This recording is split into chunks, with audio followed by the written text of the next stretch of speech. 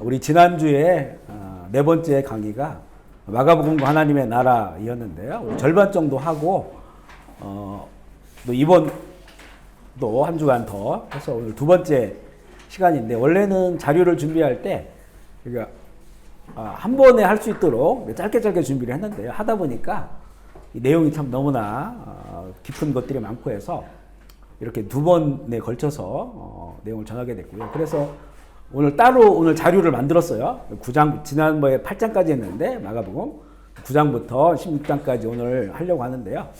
이번에 이제 이 강의는, 이 관점이 복음서를 여러 가지 관점으로 볼 수 있지만, 예수님께서 이 마가복음을 시작하면서 선포하셨던 그 내용이, 이 복음은 하나님 나라 복음이다 라고 말씀하신 것처럼, 하나님 나라 복음의 관점을 가지고 지금 우리가 성경을 보고 있는 거예요. 복음이라고 하는 거는 그 헬라어로 유앙겔리온이죠. 복된 소식, 기쁜 소식, 가장 좋은 소식이에요. 이게 뭐냐? 예수님이 이것을 하나님의 나라가 가까워 온 것이다. 하나님 나라가 임한 것이고 하나님의 다스리심이 있는 곳. 이게 바로 이제 복음이다. 그 하나님의 나라가 임하기 위해서 이 땅에 오신 예수 그리스도의 그 사역, 결국에는 십자가와 부활이 반드시 필요하기 때문에 하나님 나라를 이 땅 가운데 누리게 하고 임하게 한 유일한 그 길은 예수 그리스도라고 하는 것을 우리가 이제 그 믿음을 가지고 지금 이 신앙생활을 하고 있는 것이고요. 이 믿음을 예수 그리스도를 통해서 하나님 나라가 임하고 누릴 수 있다고 하는 것을 우리의 믿음의 어떤 배경, 관점의 배경으로 삼고, 그리고 이제 이 말씀을 우리가 나누는 겁니다. 지난 1장부터 8장까지 하나님의 나라라고 하는 관점으로 나눴고요. 오늘이 이제 9장부터 16장까지 나누고자 하는데요. 우리 9장에 보면 그동안 예수님의 공생애 가운데서 아주 특별한 일이 벌어져요. 물론 예수님의 이 사건들이 다 특별한 일들이지만, 이거는 이 세상에서가 아닌 하나님의 그 천상의 하나님의 나라의 영광을 이 세상에서 보게 하는 이런 사건이에요.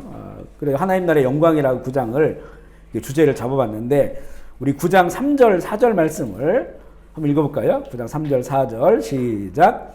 그 옷이 광채가 나 세상에서 빨래가 나가 그렇게 희귀할 수 없을 만큼 매우 이어졌더라. 이에 엘리야와 모세와 함께 그들에게 나타나 예수와 더불어 말하거늘. 여기에 보면 예수님께서 제자 중에 세 사람, 베드로, 야고보, 요한을 데리고 높은 산에 올라가셨어요. 이 어떤 산인가는 나오지 않지만 이 높은 산에 올라가셨는데, 그 앞에서 변형되시는 거예요. 트랜스포메이션 된 거예요. 변형된, 지금 예수님의 육체의 상태잖아요. 육신의 그런 상태로 사역을 하시는데, 이 산에 올라가셔서 갑자기 변화되셨어요. 그런데 변화되신 모습이 어떤 그런 모습이냐면, 그 옷이 광채가 나요. 지금 바로 전까지 예수님의 옷은 얼마나 남루하겠어요. 날마다 이렇게 많은 길을 걸어가시면서 사역을 하시는 분이니까 남루한 그런 옷을 입으셨는데, 그런데 그 옷이 광채가 나서 세상에서 빨래하는 자가 그렇게 희귀할 수 없을 것 같이 매우 휘어졌다는 거예요. 그 옷만 휘어졌겠어요? 그 옷을 입은 예수님 그 자체가 빛이 나고 광채가 나고 그런 모습이 된 거예요. 이 옷에 대해서는 세상에 없는 색깔이라는 거예요. 우리가 이 하얀 색깔이 있잖아요. 하얀색. 빛도 이 햇빛이 있어요. 근데 이게 하나님의 영광이 임할 때는 이거는 색깔이 달라지는 거예요. 세상에 없는 하얀색이지만 그 희귀를 세상에는 볼 수 없는 그런 그 흰 빛, 그리고 이게 이제 어떤 천상의 하나님의 나라의 색깔이라고 볼 수 있는데요. 지금 이 세상은 하나님 나라가 투영된 거예요. 그러니까 하나님의 나라에도 사람이 살고 있죠. 이 땅에 사람이 살고 있어요. 하나님 나라도 보면 그 천상의 생물들 보면 그 소를 닮았고 사자를 닮았고 이런 그 형상들이 있어요.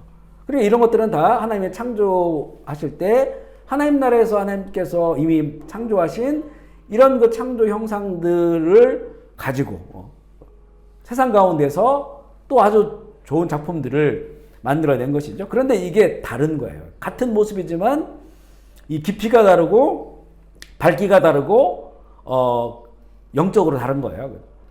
그런 것들을 우리는 여기 지금 죄악된 세상 가운데 죄에 빠지기 때문에 그런 색깔들이 다 이제는 온전한 색깔들이 아니죠. 에덴 동산에서 쫓겨나고 에덴을 상실하고 실낙원을 했죠. 낙원을 잃어버린. 그러니까 우리의 이런 색깔들은 그 영원한 하나님 나라의 색깔하고는 다른 거예요. 근데 지금 이 산 위에서 그 천상의 그 색깔, 그 영광이 이루어진 거죠. 신앙생활 하면서 우리 간혹 이제 그 하나님의 빛을 보았다 라고 간증하는 분도 있죠. 그리고 천국에 올라가서 이런 거 보았다라고 했을 때 동일한 그 얘기야. 그 빛이나 색깔이 여기도 있는데 우리들이도 있는데 이거는 그것과는 비교할 수 없는 그런 그 아름다움을 가지고 있다는 거죠. 전에 그 어린 아이가 있잖아요. 화가. 그 아이가 어렸을 때부터 갑자기 이제는 천국을 보기 시작하면서 그림도 배우지도 않았는데 자기가 색깔을 조합해가지고 그 그림을 그리는 이게 색깔이 아주 특이해요. 그리고 예수님 얼굴도 그렸는데 그 천국에 가서 예수님을 보고 왔다는 사람들이 그동안 이제 성화. 예수님의 성화를 쭉 있는데 그거하고는 본인들이 그 예수님을 본 거와 다르다. 근데 이 아이가 그린 거를 보더니 이 얼굴이다. 예수님 원래 이 얼굴. 눈이 굉장히 깊고. 근데 이 아이는 하여튼 특별한 그 은사죠. 그걸 그려요. 그래서 전시회도 하고 책으로도 나오고 지금은 아마 꽤 컸을 거예요. 청년 이상의 나이가 됐을 텐데 그 아이가 그린 그림을 보면 이게 인터넷에도 다 나와요. 보면 색깔이 좀 달라요. 그런데 이 아이가 하는 얘기가 이 세상에 있는 그 물감으로는 그 색깔을 못 낸다는 거예요. 그러니까 최선을 다해서 낸 건데 어쨌든 간에 기존의 이런 그 컬러하고는 다른 거죠. 저도 과거에 그 어떤 예수님의 재림, 공중 재림에 관한 이런 환상을 그때 보게 됐을 때 그때 그 환상이 임할 때 빛이 쏟아지거든요. 먼저 빛이 쏟아지는데 이 빛이 정말 이런 빛은 세상에 없어요. 우리나라도 요즘 뭐 이런 그 서치라이트라든 이런 굉장히 발달해가지고 빛이 굉장히 막 대낮처럼 환하고 각종 그런 그 빛들 있잖아요. 근데 이거하고는 달라요. 그게 그 몸으로 확 쏟아지면서 어떤 이제 그런 경험들을 전에 여러 차례 이제 나누었지만, 근데 그런 빛 같은 것을 비교할 게 없어요. 요즘 이제 그 바울로부터인가 그 다큐멘터리가 지금 계속 1부, 2부 쭉 나오고 저 지금 그걸 다 봤는데 그 바울이 그 다마스커스로 가는 길인데 이게 대낮이에요. 그러니까 이 중동의 이 대낮의 그 빛이라고 하는 거는 뭐 캄보디아 막 가장 더울 때 4월, 3, 4월에 그 빛이 얼마나 뜨거워요. 강렬해 눈을 못 떠요.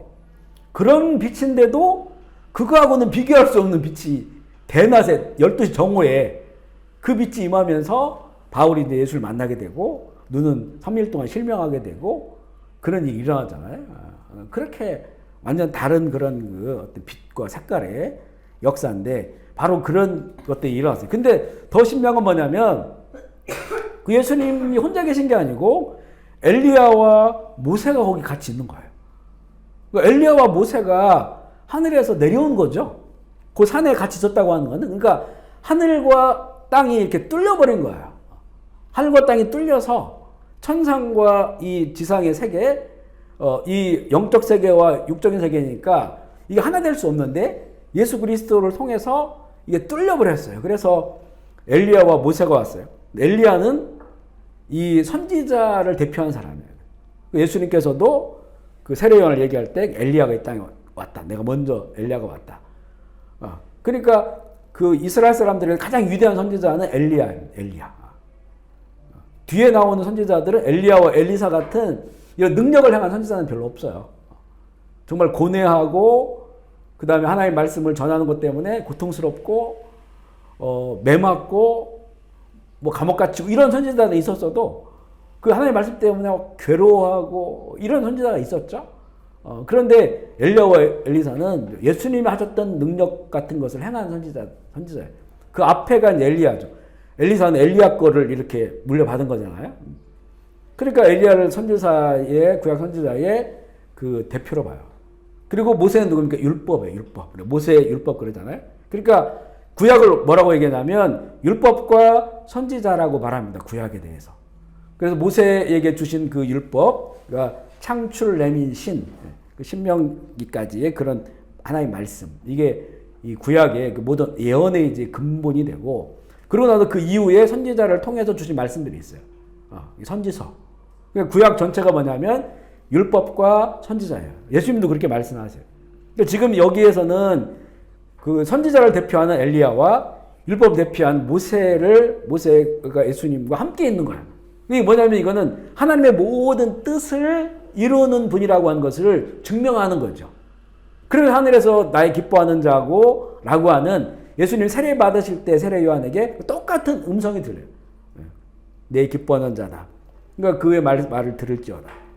그러니까 이거를 그 구약의 모든 그런 언약을 이루실 수 있는 분이라고 하는 것을 선지자 대표와 율법의 대표가 와서 그것을 함께 보여주는 그런 이 하나님의 영광을 보게 되는 특별한 이런 게 시간이 되는 건데, 그런데 예수님이 여기서도 뭐라고 말씀하시냐면요. 9장 9절 말씀 읽어볼게요. 이제 그 이 신비한 것이 끝났어요. 딱 끝나고 나서 8절에 보면 문득 둘러보니 아무도 보이지 아니하고 오직 예수와 자기들 뿐이라 세 명의 제자들 정상으로 돌아온 거죠. 그러고 나서 9절 볼게요. 시작. 그들이 산에서 내려올 때에 예수께서 경고하시되 인자가 죽은 자 가운데서도 살아날 때까지는 본 것을 아무에게도 이르지 말라. 이 엄청난 영광이 휩싸였어요. 그래서 베드로 같은 경우는 우리 내려가지 말고 여기서 주님을 위해서 또 모세와 엘리야를 위해서 우리가 여기 초막을 짓고 여기에 거하자 이렇게 얘기했어요. 왜냐하면 그 막 황홀경에 빠져 있으니까 세상으로 내려가지 말자는 거예요. 근데 예수님은 이들을 끌고 세상으로 내려가면서 내가 죽어야 된다고 말씀하시는 거예요. 그리고 하나님의 영광이라고 하는 결국 예수 그리스도의 십자가의 이 죽음, 이 아니고서는 이 하나님의 약속과 모든 영광이 하나님의 나라가 세상 가운데 이루어지지 않는 거예요. 실현되지 않는 거예요. 이 영광을 본 사람들이 영광에 머물러 있기를 원하잖아요. 그래서 세상으로 내려가기 싫어요. 그런데 예수님은 이들을 데리고 다시 산에서 내려가면서 인자가 죽어야 된다는 거예요. 이렇게 영광스러운 주님이, 하늘과 땅의 권세를 가지신 이 주님이 죽어야 된다는 말을 하시는 거예요. 결국 이것이 이제 하나님의 나라가 임하는 이게 방식이다라고 하는 거죠. 분명히 하나님의 나라는 영광스러워요. 하나님의 놀라운 그런 은총과 권능과 은혜가 있어요. 그런데 이것을 실현하고 이루기 위해서는 이게 이제 황홀한 경험이 아니고 우리의 그 인생의, 실제 인생의 삶의 하나님의 나라가 되기 위해서는 죽어야 되는 거예요. 예수님께서. 인자가 죽어야 된다. 여기서는 예수님께서 스스로 하나님의 아들이다 이렇게 표현한 적이 별로 없어요. 인자다. 사람의 아들이다. 그 일을 위해 이 땅 가운데 오셨기 때문에, 사람이 되셨기 때문에 인자가 죽어야 한다라고 말씀을 하시는 것이고요. 그리고 이제는 뒤에 더 여러 가지 이야기가 나오는데 그 이야기의 주제는 믿음과 기도예요. 그러니까 결국 이거는 하나님의 나라가 어떻게 임하는지를 보여주는 것인데, 우리 신앙생활에서도 이렇게 황홀경을 쫓아 살아가면 안 돼요. 물론 그 황홀한 신비적인 것이 있어요. 분명히 있습니다. 우리가 지금 하나님의 나라를 말할 때 눈에 보이는 육신의 그런 그 것들만을 말하는 건 아니거든요. 분명히 세상에서는 해석할 수 없고 또 말할 수 없는 신비한 것들이 우리 안에 있어요. 있는데 이 신비함에 빠져 있으면 안 돼요. 우리는 이 세상과 역사 속에서 그 나라를 이루어가야 될 사명이 있기 때문에 그 신비한 것이 있으면 반드시 인정해야 됩니다. 신비주의자가 돼서는 안 되지만 우리가 하늘의 하나님을 만났는데 그분의 다스리심을 받는데 신비한 게 없겠어요. 신비한 게 있어요. 있습니다. 우리 이 마음 안에서 이루어지는 그런 신비함도 있고 또 이렇게 영적인 어떤 이런 세계들 가운데 깊이 들어가 보면 그 느끼고 누리는 그런 신비함들이 있어요. 근데 이런 것들이 이제는 처음에는 너무 신비하다 이렇게 생각되거든요. 그런데 이게 반복되잖아요. 그러면 일상이 돼요. 다른 사람들한테 이 이야기하면 이게 신비함이 돼요. 그러니까 우리 안에 분명히 이런 신비함이 있습니다. 이렇게 기도를 하고 또 이렇게 예배를 인도하고 어떤 상황 속에서도 한국에 이번에 이제 그 성주를 갔다 왔을 때 처음에는 피곤해서 잠을 잘 잤는데 이게 이제 그 시차가 6시간 이렇게 차이 나고 하니까 갑자기 밤에 잠을 깨가지고 잠이 안 오는 거예요. 잠이 안 와서 이렇게 누워있는데 누워있는 중에 이제 계속 이제 뭐 늘 그런 건 아니지만 주의 이름을 부르고 하나님의 은혜를 구하고 성령님에 대해서 막 이렇게 기도를 했는데 그때 옆으로 누워있는데 갑자기 이제 제가 그 주일날 앞 예배 인도하러 이제 강당에 올라가면 막 손 들고 기도하잖아요. 그러면 그때 막 이 손이 엄청 커지는 것 같고 또 막 몸에 진동이 일어나고 또 이렇게 뭐가 막 붙어 있는 것 같고 이런 현상들이 있다고 했잖아요. 이게 원체 저한테는 오래된 현상이기 때문에 별로 신비하다고 안 느껴져요, 사실은. 할 때마다 그러니까. 그때 미세하게 달라지는 것도 있고 뭔가 좀 어떨 때는 덜하다, 어떨 때는 더하고 이런 경우가 있는데 주일날 예배 2번 드리면 두 번 다. 근데 1부하고 2부하고 영적인 느낌은 다릅니다. 색깔은 달라요. 그 일어나는 것도 약간 달라요. 근데 하지만 꼭 일어나요, 이런 것들이. 그러니까 저한테는 신비한 게 아니에요. 일상이 돼버렸죠. 아마 처음 경험하신 분들은 참 신비하다 느껴질 거예요. 근데 그날 그렇게 누워있는데 그때 그 역사가 똑같이 일어난 거예요. 자면서 그렇게 경험한 분들은 거의 없었거든요. 막 손이 누가 만진 것처럼 막 후끈후끈거리고 그래서 이렇게 만져봐도 그냥 아무렇지도 않은데 계속 그런 현상들이 한 30분 이상 그런 것 같아요. 몸이 막 뭔가 이렇게 휘둘린 것 같고 그리고 이게 손 같은 데가 이렇게 후끈후끈하고 뭐가 이렇게 커지는 듯한 느낌도 들고 그러면 되게 따뜻한 그런 시간을 보냈어요. 그죠? 그러니까 이런 것들이 어떻게 보면 참 신비하다고 느껴지잖아요. 근데 사실 우리 개인적으로는 그런 것들을 막 추구하거나 그걸 막 어떻게 그걸 해보려고 이런 건 없어요. 근데 주의 이름을 부르고 성령님을 사모하고 하면 그렇게 와요, 그런 것들이. 그러니까 개인으로 그냥 이렇게 느끼고 하는 거예요. 어떤 분에게 한번 얘기를 했더니 목사님 이제 이렇게 사역을 많이 하시는 분인데 저한테 이게 신유은사가 온 거라고 그러더라고요. 막 손이 막 커지고 쿠쿠나 이런 거는. 그래서 제가 아프면 막 해보는데 안 났어요. 그래서 그냥 물론 저에게 주신 특별한 그런 은혜구나 이렇게 생각을 하는데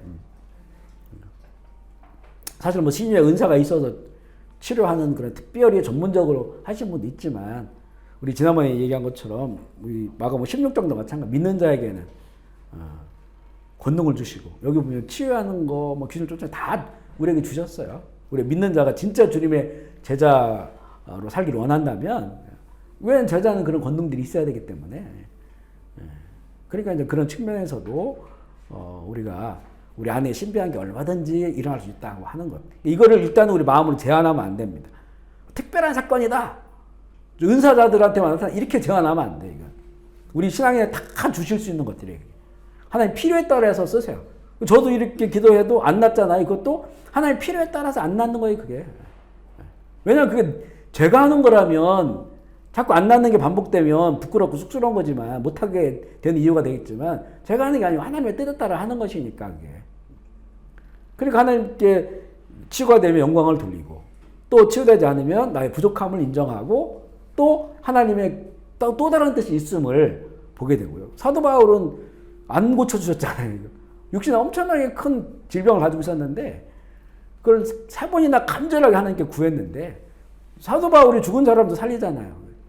그 그림자만 밟아도 병든 자가 낫고 이런 사람이 자기는 평생 질병을 가지고 있었어요. 이런 어떤 뭐라 할까요? 참 하나님 나라에 신비한 거예요. 신비한 거.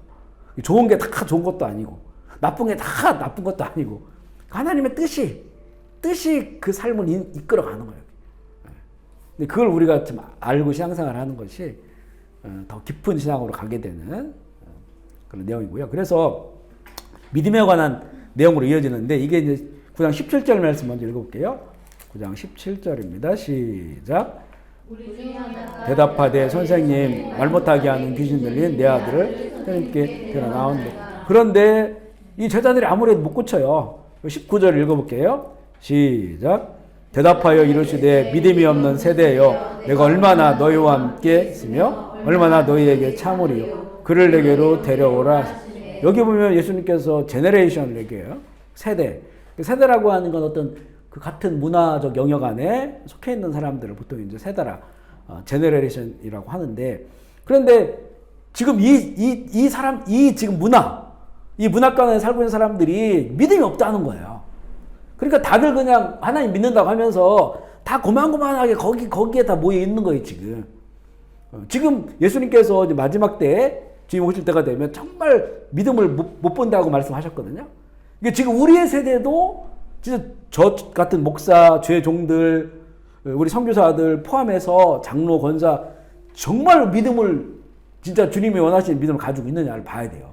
우리 세대 자체가 믿음이 없으면 믿음 없는 세대가 돼버리면 몰라요, 이게 믿음이 없는 건지. 저 사람보다 내가 낫다고 생각하기 때문에 이게 믿음 없는 건지를 몰라요. 그러니까 우리가 이 세대에 정말로 믿음 있는 사람이 되려고 한다면 기준을 이 성경의 말씀으로 봐야 돼요. 아멘이시죠. 아멘. 제자들에게 예수님께서 권능 주셨단 말이에요. 귀신 쫓아내고 또 질병 치료할 권능 주셨는데 처음에는 됐어요. 근데 보니까 또 어느 순간 또 그걸 못하고 있는 거예요. 고쳐달라고 왔는데 귀신을 못 내보내는 거예요. 그러니까 예수님께서 답답해 하시는 거예요. 이런 권능을 줬는데도 이 사람들이 주님이 주신 그런 권능에 관한 확신과 믿음이 없어가지고 이런 권능들을 행하지 못하는 거예요. 그러니까 이 세대 전체가 예수님 뽑은 제자들이 이 정도니까. 그러면 다른 그 하나님 믿는다는 사람들에게는 어떤 믿음이 있겠어요? 다 잘못된 믿음, 형식적인 믿음, 율법적 믿음, 그리고 죽은 믿음을 가지고 있었다는 거예요. 죽은 믿음을. 그러니까 이 세대의 믿음 없음을 한탄해야 하는 거예요. 근데 자기들은 그나마 그 중에서 나으니까 이거를 만족하는 거예요. 내가 그래도 다른 목사들보다 낫지. 내가 다른 장로들보다 낫지. 내가 다른 선교사보다는 내가 낫지. 이런 이런 마음들. 이게 그 세대가 믿음이 없는 거예요.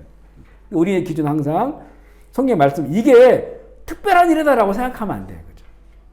물론 하나님께서 쓰시고자 제자들에게 특별한 권능을 주셨지만, 그렇지만 참으로 믿는다면 그 모든 자들이 제자가 될 수 있고, 이런 주님이 행하셨던 것 같은 그런 것을 행하실 수 있도록 하신다는 게 요한복음 뒤에도 예수님 나와. 너희들은 나보다 더한 일을 할 거다. 이렇게 주님 말씀하시거든요. 결국 이거는 다 믿음의 영역인데, 이 믿음의 영역은 또한 기도와 연결되어 있어요. 그죠? 기도한다는 것은 무엇이냐면, 그러니까 하나님이 주신 그런 믿음을 기도를 통해서 확증하고, 그리고 이 하나님이 주신 그런 약속과 능력이 나의 것이 아니라고 하는 거예요. 기도한다는 것은. 이게 하나님으로부터 온다고 하는 것이기 때문에, 그래서 하나님과의 그 관계를 이어주는 기도를 하게 되고, 또 그런 일들이 일어날 수 있도록 간구하고, 또 그런 일이 일어나면 영광을 하나님께 돌리고, 이게 기도로 연결되어 있는 거예요. 그래서 이제 그 막부 2.3이죠. 마가복음 9장 29절. 일단 막부 2.3. 23절 먼저 읽어볼게요. 시작. 예수께서 이르시되 할 수 있거든이 무슨 말이냐? 능치 하지 못할 일이 없느니라. 아멘이시죠. 이 말씀을 자기의 내가 원하는 것에 적용하면 안 돼요. 무슨 말인지 알겠죠?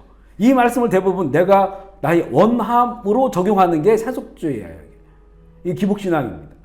이 말씀을 믿고 나 하나님 믿어요 그러고 자기 유익한 것만 가지고 계속 간구를 하는 거예요.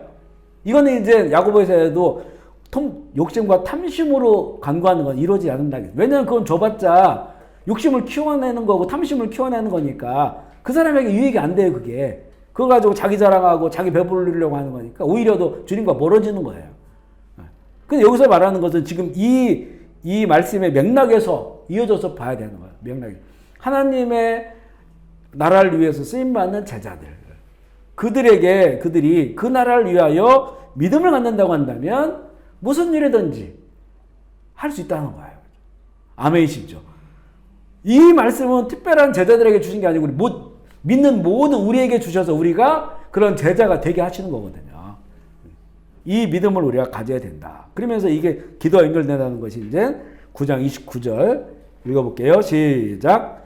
이르시되 기도에 다른 것으로는 이런 종류가 나갈 수 없느니라. 아멘이시죠. 이런 종류가 어떤 종류겠어요? 지금 있는 이런 것 같은 거. 하나님 나라를 이루시기 위하여 귀신을 쫓아내야 되고 또 고통에서 치유해야 되고 이런 것들을 할 수 있도록 그 능력과 권능을 주셨는데 이런 것들이 오기 위해서는 반드시 믿음이 필요하고 그리고 믿음의 기도를 통해서 이런 것들이 이런 일들이 일어난다는 거죠. 그러니까 우리는 지금 이런 부분에 대해서 믿음이 너무나 제한되어 있어요. 아주 저거는 목사님들이 하는 일이야. 주의 종들이나 하는 일이고 은사 받은 자들이나 하는 일들이야. 이렇게 생각하는 거 있어요. 그래서 제가 개인적으로 되도록이면 이렇게 어떤 치유에서 안수를 개인적으로 잘 안 하려고 하는 것이 뭐냐면 안수를 물론 하나님께서 감동을 주시면 하는데 그리고 원하면 당연히 해야죠. 그거는. 근데 개인적으로 잘 안 하려고 그래요. 왜냐하면 우리가 다 할 수 있는 거거든요. 그거는. 내 자녀들, 내가 아픈 거, 내 남편 아픈 거, 부인 아픈 거, 아픈 거를 우리가 그걸 할 수 있고 해야 돼요. 우리가. 우리 믿는 자들은 다 할 수가 있어요. 그런데 이게 이제 자꾸 주의 종들한테 나오면 물론 이 성경에도 뭐 예수님께서 아픈 사람을 장로들에게 데리고 와서 장로들은 기름을 발라 치유하라 돼 있으니까 어떤 그런 것도 하나의 루트가 돼요. 루트가. 하지만 우리 모두에게 주신 그게 하나님의 권능과 은혜란 말이죠. 그렇게 되면 자꾸 한 사람에게 집착하게 되고 그리고 자신들이 안 하려고 그러는 거예요. 사람이 집착하게 되고. 그러니까 이걸 다 열어놓아야 돼요. 그죠? 열어놓고 우리도 믿는 우리 아이들도 할 수가 있어요. 아이들도 자기 아플 때 또 부모님을 위해서 다 얼마든지 기도할 수 있어요. 믿음으로 기도할 수 있단 말이에요. 또 그러다가도 또 주의 종에게 와서도 그렇게 기도를 간구할 수 있고 교회에 이제 뭐 장로님 권사님들한테도 기도를 요청할 수도 있는 것이고 다 할 수가 있어요. 우리가 다 할 수 있단 말이죠. 다. 근데 이게 잘못되면 어떤 특정한 계층들에게 집착돼 버린 이런 것들이 되어서는 안 된다라고 하는 거예요. 그러니까 결국 우리의 믿음을 더 키워야 되는 거예요. 키워야 된다. 결국 또 기도하면 또 믿음이 커져요. 그 믿음도 이 고린도전서 12장에 보면 그 은사라고 은사, 기도의 은사, 믿음의 은사라고 나오거든요. 그 또 나에게 믿음 달라고 기도할 수도 있어요. 그 은사를 달라고. 은사는 선물이잖아요. 내가 더 잘 믿을 수 있는 그 하나님 선물을 주세요. 믿음의 선물을 달라고. 그리고 제일 좋은 거는 사랑이다. 사랑의 은사. 사랑의 은사 달라고. 저도 그게 일주일에 몇 번씩 기도하는 것 중에 하나가 바로 영적인 거 분별하는 거. 지금 너무 미혹하는 게 많기 때문에 그냥 사랑의 은사, 믿음의 은사, 그리고 말씀을 가르치는 이런 은사를 달라고 늘 기도하거든요. 자기의 어떤 그 하나님이 주신 소명에 따라서 교사면 교회에서 교사 역할을 한다 그러면 그런 그 잘 가르칠 수 있는 은사 달라고. 지식의 말씀 은사, 지혜의 말씀 은사. 그걸 달라고 기도하는 것이고 또 다른 봉사자들은 또 이렇게 주의 마음으로 봉사할 수 있도록 그런 은사 달라고 기도하는 것이고. 그러니까 이거를 우리가 믿음으로 해야 되는 것이고 그 믿음은 결국 기도를 통해서 하나가 되어서 이 하나님 나라의 역사가 일어나게 됨을 9장을 통해 알게 되고요.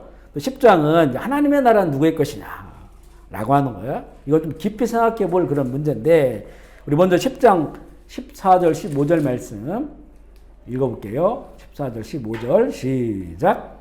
예수께서 보시고 말씀하시되 어린아이들이 내게 오는 것을 금하고 금하지 말라. 하나님의 나라가 이런 너희 것이니라. 내가 진실로 너에게 이르노니 누구든지 하나님의 나라를 어린아이와 같이 받아들이지 않는 자는 결단코 그곳에 들어가 못하리라 하시고. 아멘이시죠? 아멘.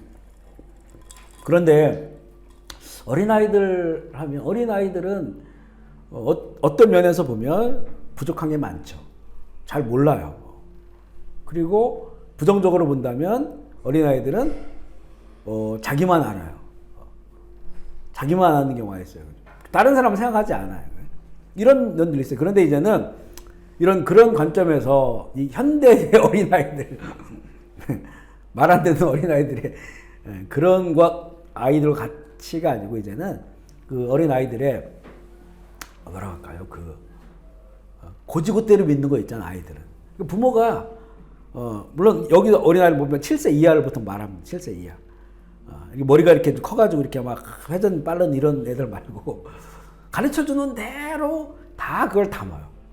우리가 그래 농담 삼아 한 얘기도 아이들은 그걸 진짜 우리 그것 때문에 어렸을 때 너 다리서 주워 왔다고 해가지고 진짜 다리서 주워 온 줄 알고 막 무슨 나중에 부모님이 어떤 상처를 주면 아, 난 다리서 주워 왔기 때문에 이렇게 상처 주나 보다.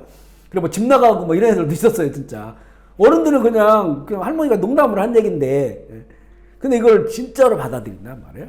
이게 순수함이라고 또 얘기를 하겠지만 그렇게 그 나라를 그대로 받아들이지 않으면 안 되는 거예요. 오늘 이런 말씀 나누잖아요. 믿음에 대해서, 기도에 대해서, 또 치유에 관련된 거 이런 것도 그래도 속으로 에이 어떻게 나한테 그런 일이 일어나겠어. 우리 이런단 말이에요. 내가 살아왔던 거 경험해 보니까 내가 뭐 수십 년 살았는데 아유 그런 일 안 일어나. 어떻게 내가 그런 일이 일어나. 이렇게 하면 되는. 근데 아이들은 그걸 그대로 받아들이는 거예요. 이 그대로 받아들이는 그런 모습. 이게 이제 되게 낮은 자의 모습이에요. 낮춰 있기 때문에 모든 사람이 나보다 다 높은 사람이라고 여기는 거예요. 부모는 나의 부모. 그분의 가르쳐 주는 거, 가르쳐 주는 거, 그 인도함을 아이들은 어린아이는 그대로 받는 거예요. 손잡고 나 어디로 가는지 모르지만 손잡고 그대로 따라가. 부모님만 있으면 상관없어요. 바다를 가도 강을 가도 산으로 상관없어. 부모님을 따라가는 거야.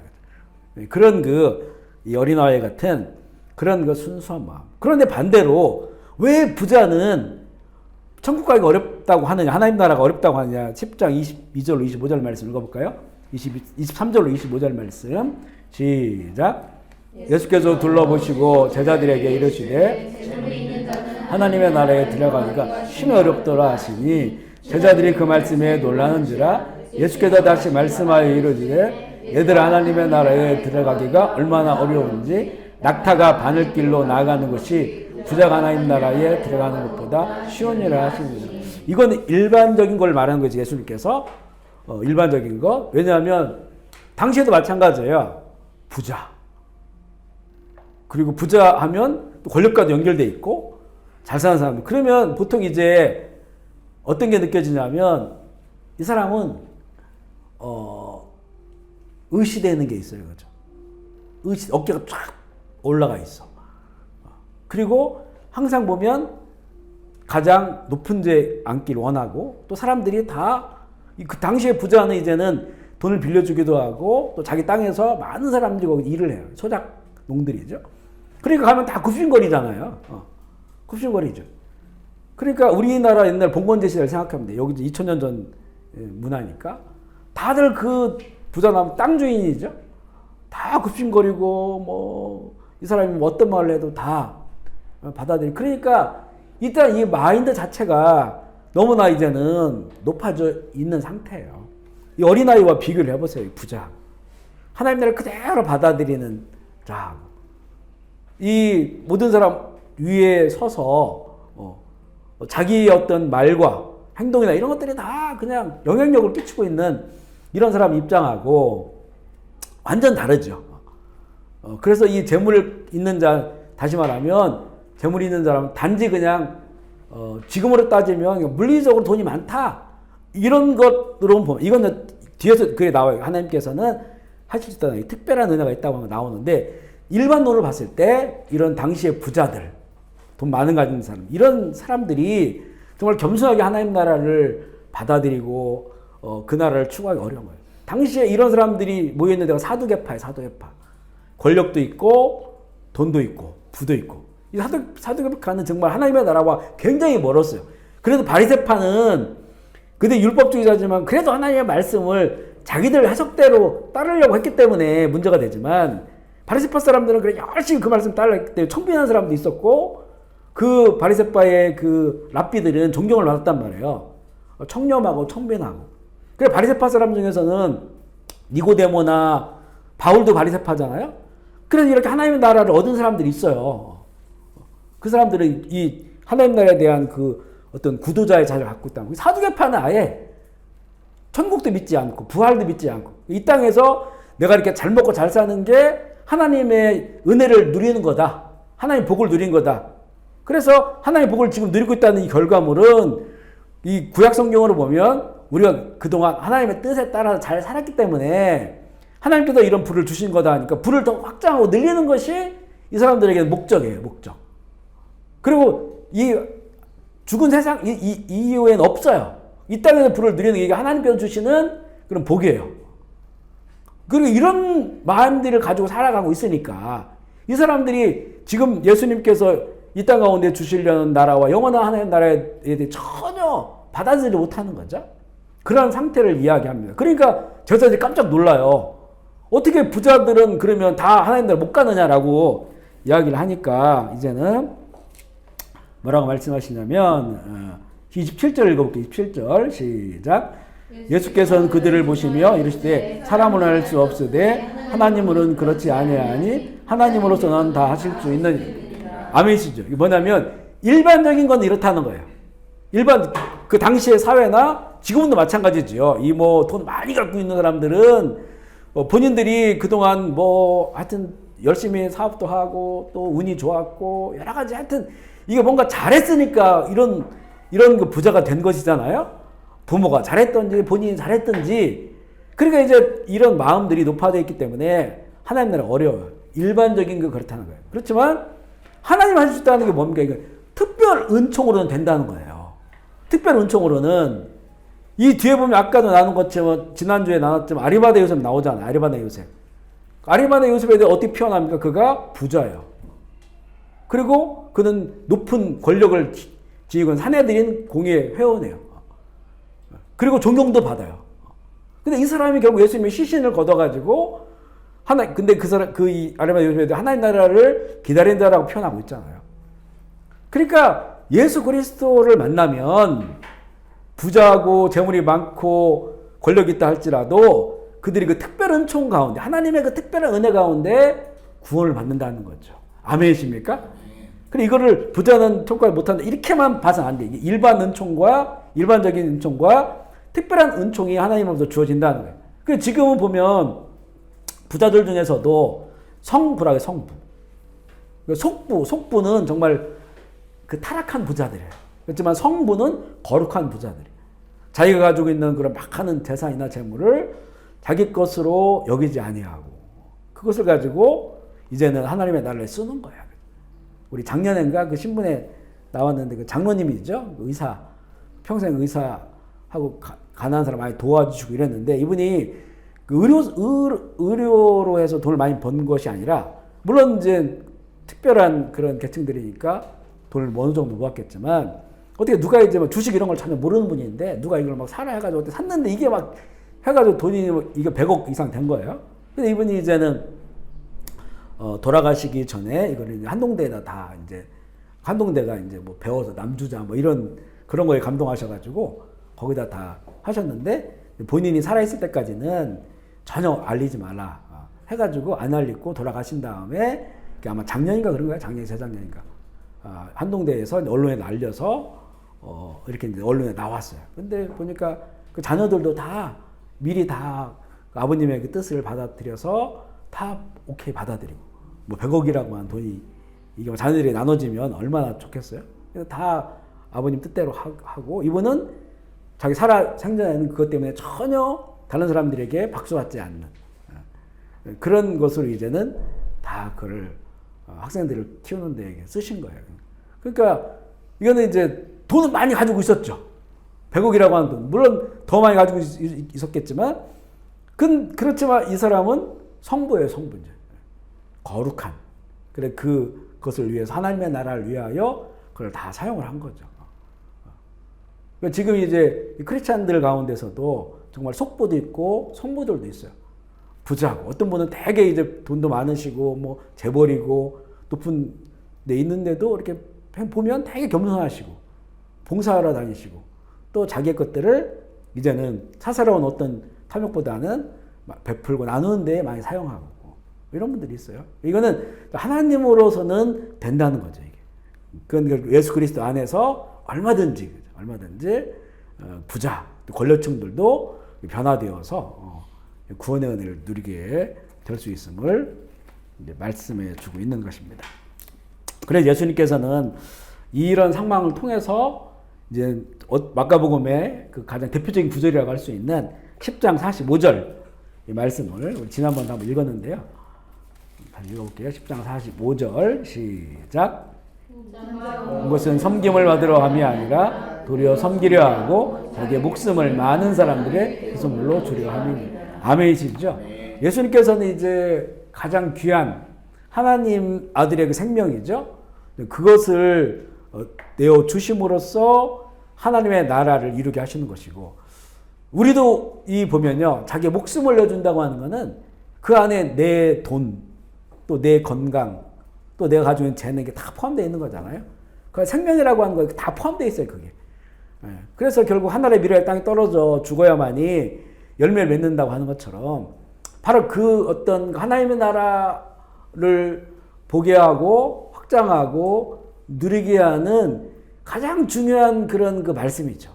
그 주님은 말씀만 전하신 것이 아니라 그렇게 사셨고 그 길을 가신 것이고, 그리고 우리도 마찬가지 하나님 나라의 영광을 보기 위해서는 정말로 우리의 생명을 대속물로 주신 것처럼 우리에게 주신 그 하나님의 생명, 그 안에 포함되어 있는 재물, 또 건강, 재능, 은사, 이런 모든 것들을 이제는 대속물. 대속물이라고 하는 것은 나를 위해 쓰는 게 아니죠. 그죠? 대속물은 다른 사람들 대신해서 내가 희생되는 거예요. 다른 사람들을 대신해서. 이게 더 넓혀보면 하나님 나라를 이루기 위해서 그것을 값지게 사용하는 거예요. 우리의 사실 우리 좀 기도 제목은 그런 거죠. 하나님이 주신 건 내가 마음껏 쓰고 주님 나라 가게 해달라고. 아멘이십니까?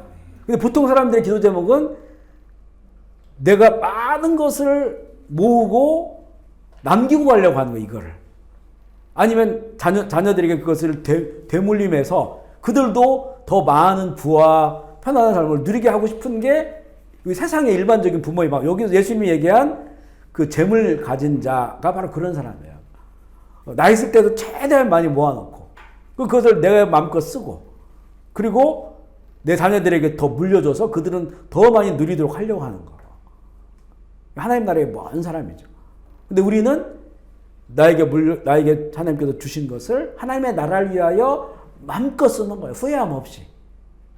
마음껏 쓰는 거. 그래서 정말 주님 앞에 설 때는 내가 하나님이 나에게 주신 것들 내가 마음껏 쓰고 왔습니다.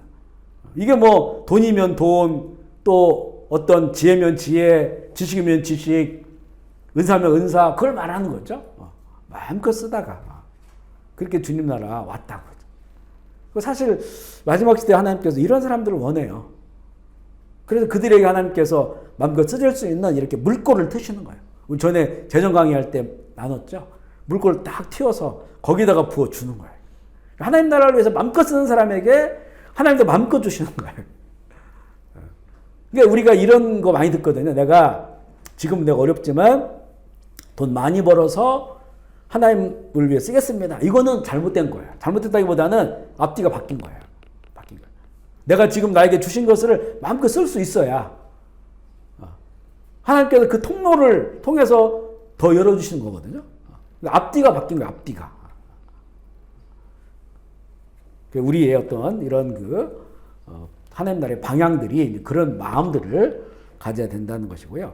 우리 11장에 보면 또 믿음에 관한 얘기 나오는데 여기는 좀 생각해 보야 되는 그런 내용이에요. 무화과나무 관련된 게 11장 14절 말씀 읽어볼게요. 11장 14절 시작. 예수께서 나무에게 말씀하여 이르시되 이제부터 영원토록 사람이 내게서 열매를 따먹지 못하리라. 제자들이 이를 듣고. 근데 이게 희한한 게 뭐냐면 그 앞에 구절을 볼게요.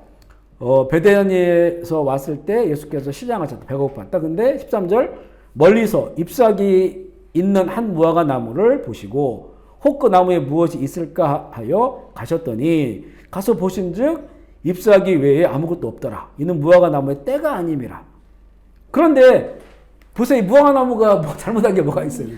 무화과 나무 때가 아니어가지고 그런데 열매가 없는 거예요. 근데 멀리서 봤을 때는 잎사귀가 풍성했다는 거예요. 예수님은 잎사귀는 풍성한데 가까이 보니까 열매가 없었더라. 그런데 열매가 날 때는 아니었는데 예수님은 그걸 보고 저주하셨어요. 그러고서 그 다음날 봤더니 무화과 나무가 이제 죽어 있는 거예요. 이 사건이죠, 사건. 메시지가 있는 사건인데 이걸 잘 봐야 되는데 좀 더 읽어볼까요? 그러면서 바로 이어지는 구절이 뭐냐면 그리고 성전을 들어가셔서 성전을 정화시키는 뒤집어 엎어버리는 이런 사건이 일어나요. 11장 15절 말씀 읽어보겠습니다. 시작. 그들이 예루살렘에 들어가니라 그 성전에 들어가사 성전 안에서 유명하는 자들을 의자를 들어 엎으시매. 자, 이 상황과 앞에 무화과 나무 사건을 연결해서 이제 봐야 되고 뒤에 이게 이제 믿음의 문제로 나오는 거죠. 멀리서 보니까 무성했어요. 아, 무화과 나무가 잘 자라고 있구나 라고 본 거예요. 이게 지금의 이스라엘의 상황이었어요. 이스라엘 상황. 또 성경에서는 그 무화과 나무, 포도나무를 이스라엘로 많이 비유를 해요. 근데 겉은 풍성해져 있는 거예요. 풍성해져 있으니까 열매가 있을까? 라고 간 것이죠. 그래 갔더니 열매가 없는 거죠. 그런데 그 열매가 없는 이유는 때가 아닌데, 때가 아니라, 근데 때가 아닌데 잎사귀는 풍성해져 있다. 이게 이제는 이스라엘의 지금 어떤 영적인 상태를 보여주시는 거죠. 그 때라고 하는 결국은 예수님의 때, 하나님 나라의 때. 근데 지금 예수님께서 그 일을 진행해 가고 있는 건데, 그런데 이 이스라엘의 이 유대교, 그들의 영적인 상태는 너무나 겉으로 화려해져 있는 거예요. 겉으로. 다 외식하는 자가 돼버리는 거죠. 꼭 자신들이 하나님 나라를 이루는 것처럼. 율법과 또 수많은 규정들, 장로 전통을 통해서 가는 곳마다 다 종교인들이 있어요. 종교인들이. 거룩한 옷을 입고, 긴 옷을 입고, 술을. 그러니까 겉으로 봐서는, 야, 이거 진짜 좋은 그 종교인들이 많나 보다. 거룩한 사람이 많나 보다. 이렇게 보이는 거예요. 왜냐면 가는 곳곳마다, 특별히 예루살렘은, 거기는 뭐 이 제사하느라고 파는데도 너무나 많고, 그 제사를 위해서 양과 팔고 막 복작복작 정신이 없고, 그러면 예를 들면 그만큼 제사하러 온 사람이 많다는 거죠. 하나님께 예배하러 온 사람이 많다는 거예요. 그 곳곳마다 이 뭐 바리새파, 사두개파도 자기들이 제일 잘 믿는다고 믿는 사람들이라고 하니까 이게 뭐 옷을 길게 하고 거룩하게 옷을 입고 여기저기 다 다니고 곳곳마다 막 서서 시장 가운데 기도하고 헌금하는 사람도 많고, 이게 보세요. 예루살렘이 거룩한 도시처럼 보이잖아요. 근데 아직 예수님의 때는 아닌 거예요. 십자가. 근데 그것들은 풍성해졌어요. 아무 열매가 없습니다. 그래서 예수님께서 그것을 저주하셨단 말이에요. 그러고 나서 21절로 25절 말씀 읽을게요. 21절로 25절 시작. 베드로가 생각이 나서 랍비여 보소서 저주하신 무화과 나무가 말랐나이다 하니 예수께서 그들에게 대답하여 이르시되 하나님을 믿으라. 내가 진실로 너에게 이르노니 누구든지 이 산더러 들리어 바다에 던지라 하며 그 말하는 것이 이루어질 줄을 믿고 의심하지 아니하면 그대로 되니라. 그러므로 내가 너에게 말하노니 무엇이든지 기도하고 구하는 것은 받은 줄로 믿으라. 그리하면 너에게 그대로 되리라. 서서 기도할 때에 아무에게나 혐의가 있거든 용서하라. 그리하여 하늘에 계신 너희 아버지께서 너희 허물을 사하여 주시리라 하십니다. 아멘이시죠? 이 말씀을 보면 이게 무슨 관련이 있는가? 무화과 나무가 갑자기 어제 예수님께서 저주했는데 그날 보니까 죽었어요. 이 무화과가 뭐 죽었습니다라고 말하니까 예수님은 너희들이 하나님을 믿으라 이렇게 말해요. 근데 지금 일어나는 현상들은 다 하나님을 믿는다는 거거든요. 예루살렘 성전에서 제사를 드리고 거룩한 옷을 입고 여기저기 기도하고 헌금을 드리는 게 하나님을 자기들 믿는다고 말하는데 예수님께서는 하나님을 믿어야 된다고 말하고 있어요. 결국 이 무화과나무가 풍성한 그 잎사귀가 풍성한 무화과나무가 죽은 것은 너희들이 하나님에 대한 믿음이 없는 이스라엘을 이 무화과나무가 보여준 것이고, 그 뭐라고 말씀하냐면 너희들이 진짜 믿음이 있는다고 한다면 저 산더러 들리어 바다에 던지라 하면 그런 의심하지 말고 믿으면 저 산이 바다에 던져진다는 거예요. 다시 그러면 생각해 보시면 그런 일이 그 시대에 그 유대교 종교인들에게 있었습니까? 없었던 거죠. 다시 말하면 지금 너희들이 조그마한 믿음만 갖고 있어도 이런 일이 일어나는데 지금 이 세대에 이런 일이 있느냐라고 물어보는 거예요. 예수님께서 산이 저쪽으로 옮겨진다라고 하는 이거는 어찌 말하면 불가능한 것이 이 믿음을 통해서 하나님을 믿으면 불가능한 것이 이루어지는 사건들이 벌어지는데 지금 너희들 안에 그런 것들이 있느냐는 거예요. 너희들이 지금 잘 믿는다고 하는데 그렇게 거룩하게 하고 다니고 있는데 그러면 진짜 너희에게 이런 일이 있느냐? 없다는 거죠. 그리고 뒤에 보면 용서에 대한 얘기가 나오죠. 너희가 기도할 때 아무에게나 행위가 있거든 용서하라. 너희들 안에 진짜 이런 용서하는 일들이 있느냐? 지금 예루살렘에 있는 사람들이 예수님 쫓아다니면서 하는 게 뭡니까? 계속 예수님 고발하려고 하는 거죠. 그리고 손 씻지 않는다라고 죄인이라고 죄인 취급하고 또 그 추수했다고 손으로 밀 까먹은 거에 대해서 추수했다고 죄인이라고 하고 모든 사람을 다 정죄하고 있는 거예요. 자기들 기준으로. 그래서 결국 너희들이 하나님을 진짜 안다면 하나님에 대한 믿음이 있다면 너희들은 용서하며 사는 거야 라고. 그런 용서가 너희들 가운데 있느냐는 거죠. 용서도 없고 산이 움직이는 그런 조그마한 믿음도 없고 이게 이스라엘의 지금 이 하나님을 정말 믿지 않고 있는 상태. 그렇기 때문에 하나님의 아들로 오신 이 구약의 성경을 그대로 이루는 이분이 왔는데도 믿지 않는 거예요. 믿음이 하나도 없다. 이런 용서와 산이 옮겨지는 이런 불가능을 가능케 하는 이런 것들이 이 시대에 너희들 가운데 없으니까. 만약에 정말 이런 믿음이 이스라엘 안에 있었으면 로마의 식민지가 됐을까요? 하나님이 그 믿음을 보시고 이 나라를 지켜주시는데 기적이 일어나 다 식민지가 돼도 하나님 이 땅을 지켜주실 거예요. 하나님이 어떤 이 믿음을 보시고. 근데 그런 믿음들이 하나도 없어진 거예요. 그리고 믿음은 자기들이 믿는다고 하는 건 다 왜곡되고 세속화되고 엉뚱한 사람의 계명을 따라 믿고 오늘 우리가 읽은 그 말씀이 매일 성경으로 그 말씀이에요. 하나님의 계명을 지키지 않고 사람의 계명을 지키는 거예요. 바로 이런 부분들에 대해서 이제 책망하면서 무화과를 못 쳐요. 우리가 이걸 보면서 우리도 믿음의 문제를 생각해 봐야 돼요. 그러니까 저 산이 들려서 바다로 던져진다라고 하는 하나의 예수님께서 불가능한 일이 가능하게 된다고 하는 예로 들어준 것이지만 정말 믿음이 있다면 얼마든지 그리스도 안에서 불가능한 것이 가능해진다는 거죠. 아멘이시죠? 그렇다고 뭐 저기 산을 옮겨달라 아무 의미 없이 저 산을 옮겨달라 이렇게 기도해서는 안 되는 거지만 그런 하나님의 나라를 위하여 어떤 불가능한 큰 산 같은 것들이 있단 말이에요. 이걸 넘어서야 되는 것들이 있단 말이에요. 하나님 나라를 위해서 그랬을 때 우리 이 기독교의 그 역사를 보면 얼마나 불가능한 일들을 넘어서는 일들이 많았습니까? 어느 나라의 복음이 전해질 때. 이렇게 시작된 예수 그리스도 복음이 로마가 250년 만에 기독교를 인정하잖아요. 그런데 이게 국교가 이게 이렇게 가능한 일이겠습니까? 지금 이 시대를 바라봤을 때 불가능한 일이죠. 기독교인들 다 죽인다고 죽였는데도 어떻게 또 그 지하에서 살아서 이런 그 전 세계를 복음화시키는 일들이 일어나게 되었으니까 이게 바로 이제는 믿음의 일이라고 하는. 하지만 그 시대에 하나님을 믿는다고 하는 이스라엘이 바로 이런 이쁘만 무성한 무화나무처럼 되었다고 하는 것을 연결지어서 우리가 볼 수가 있습니다. 12장 볼게요. 12장에는 또 하나님 나라 걸림돌이 계속 나와요. 그러니까 이스라엘 사람들에게는 걸림돌이고 또 우리 지난주 설교한 것처럼 사단은 여러 가지 상황을 통해서 저항하는 것이고 걸림돌이 있는데 먼저 포도원 비유인데요. 이거는 읽진 않겠고요. 이게 포도원은 예수님께서 주시는 건데 이것도 이스라엘과 관련된 그런 거죠.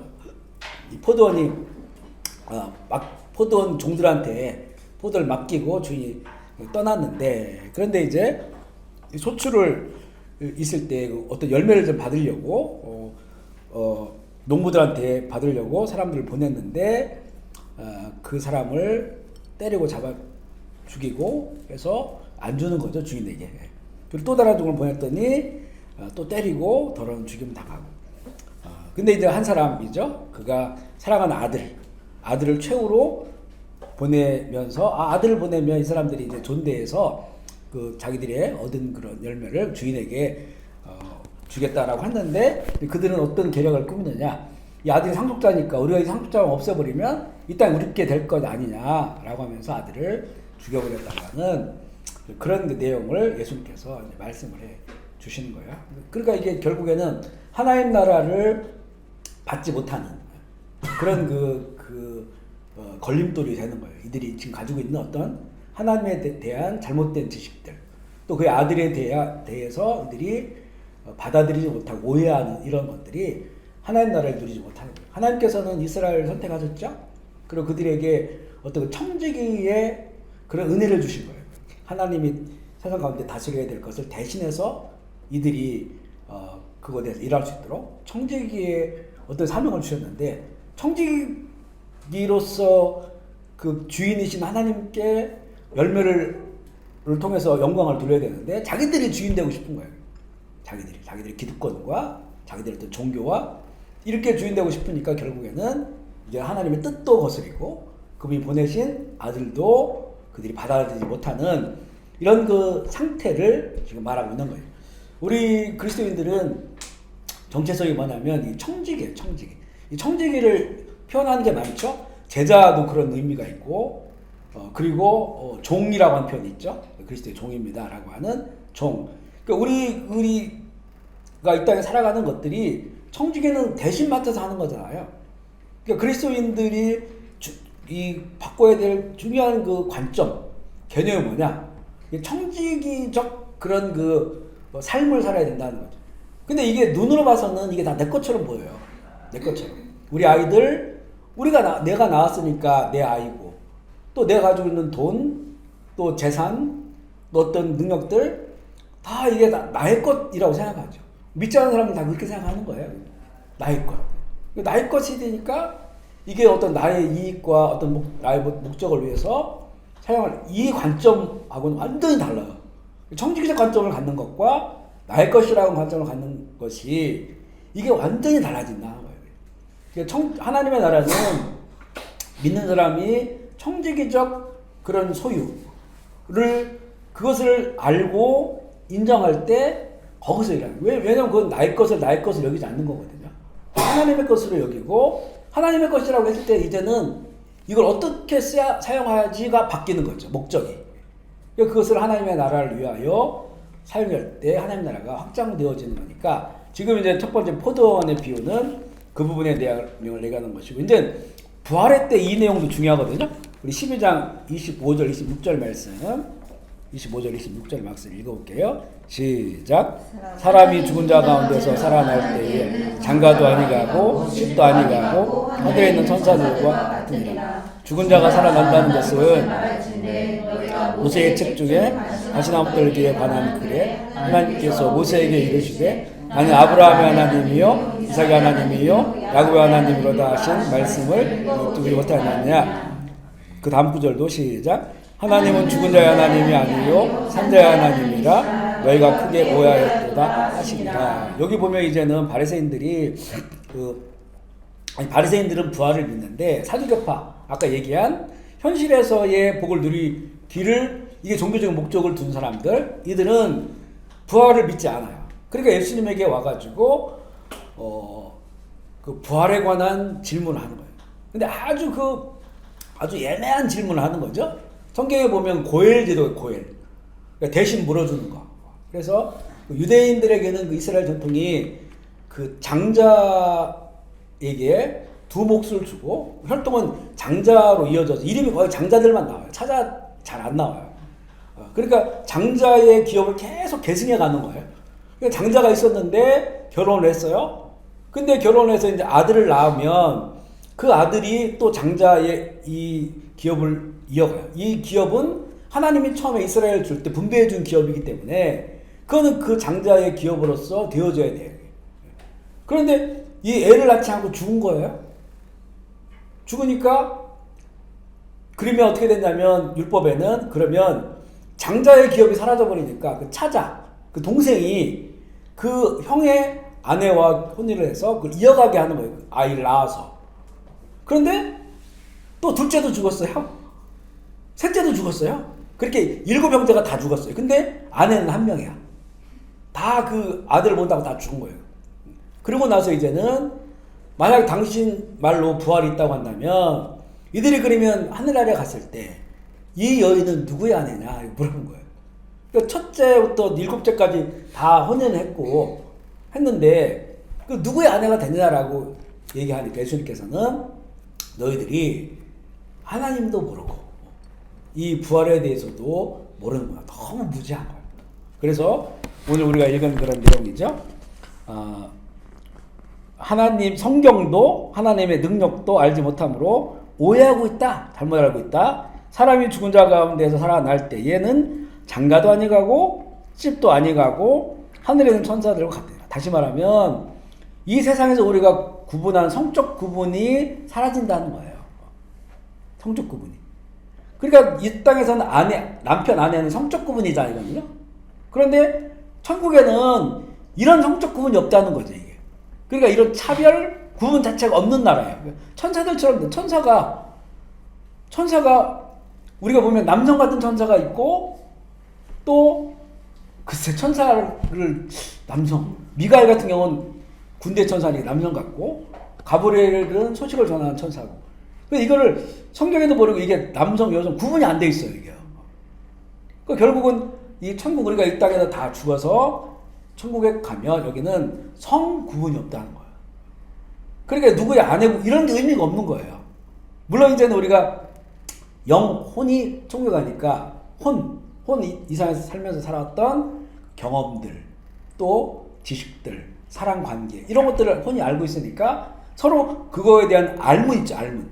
우리 가족이었어, 우리가 아내였어. 그러니까 아브라함, 이삭, 야곱의 하나님이라는 것은 할아버지, 이삭은 아들, 손주 이런 관계들 이 세상의 관계들은 있는 건데 그런데 하늘나라는 그 관계적 속에서 살아가는 게 아니고 다 변화되고 다 동일한 사람으로. 그러니까 할아버지, 내 아들 이게 아니고 다 동일한 천국의 시민 하나님의 자녀로서 살아가는 천사와 같은 존재라는 거예요. 이게 바로 천국이다. 그러니까 이들은 이 세상적인 이 관계를 가지고 천국을 보려고 했던 거예요. 그래 하나님 나를 오해하는 거야, 천국을. 천국은 그런 곳이 아니다. 그곳은 이렇게 성적 구분만 없는 게 아니에요. 우리 지금은 얼마나 차별이 많습니까? 물론 차별을 우리가 이제 어떤 그 차별을 받고 안 받고를 떠나서 여기는 다 달라요. 부자도 있고 가난한 사람도 있고 뭐 중산층도 있고 또 힘 있는 사람도 있고 힘 없는 사람도 있고 아픈 사람이 건강한 사람이 있고 잘생긴 사람도 있고 못생긴 사람도 다 이게 엄청난 구분이죠. 차별이죠. 근데 하나님 나라 가면 그런 게 다 없어져요. 성적 구분만이 아니고 다 없어지는 거예요. 그분은 하나님의 자녀로서 동일한 그런 지위와 그런 관계 속에서 살아가는 것이 천사와 같이 살아가는 것이 천국이다 이렇게 얘기를 하고 있는 거예요. 얼마나 소망적입니까, 그죠? 소망적입니다. 아마 이제 이 세상의 권력층들은 기분 나쁠 거예요, 얘기 들으면.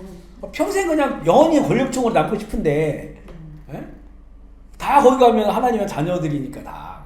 이런 사람은 천국 못 갈 수도 있어요, 그죠? 자기가 천국에서도 권력층을 되길 원한다라고 하면. 그러면서 이제, 나는 아브라함의 하나님, 이삭의 하나님, 몇 번 얘기했죠? 그러면서 죽은 자의 하나님이 아니라 산 자의 하나님이다. 그러니까 지금 이 사람들이 얘기하는 뭐냐면 뭔가 세상, 육체 이것을 이 기준으로 영원한 나라를 보려고 하는 거예요. 근데 이 모든 것은 다 죽어버려. 죽잖아요, 그죠? 사람도 죽고 동물도 다 죽어요. 이 죽는 것으로 영원히 살아가는 거를 볼 수 없다는 거예요. 그걸 평가할 수 없다는 거죠. 이 죽는 걸로. 그래서 아브라함 죽었죠. 나중에 이삭도 죽었죠. 야곱 죽었어요.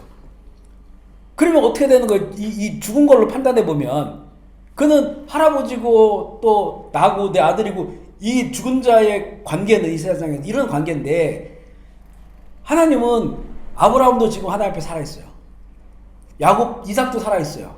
야곱도 살아있어요. 그 동일한 모습으로 보는 거예요. 그들이 살아있는, 즉 영원히 살아있는 그 동일한 모습 속에서 하나님이 그들이 하나님이 되는 거예요. 죽은 자는 차별이 있고 구분이 있고 이게 있어요. 그죠? 100년 전에 죽었어? 50년 전에 죽었어? 어제 죽었어? 하나님 나라에서는 그런 게 없어요. 다 똑같이 하나님의 자녀예요. 그리고 아마 모습도 아마 이삭이 봤을 때 아브라함이 늙었다 이렇게 안 느껴질 거야.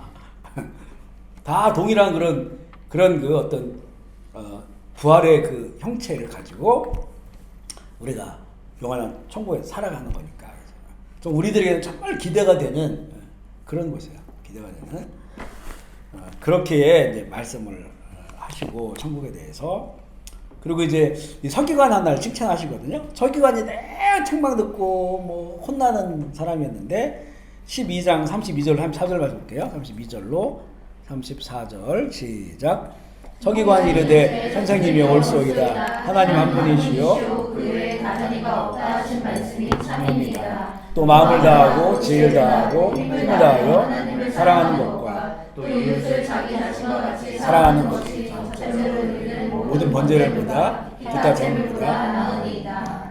그 다음 예수께서 그가 지혜 있게 대답함을 보시고 이르되 내가 하나님 나라에서 멀지 않도다 하시니 그의 감히 묻는 자가 없더라.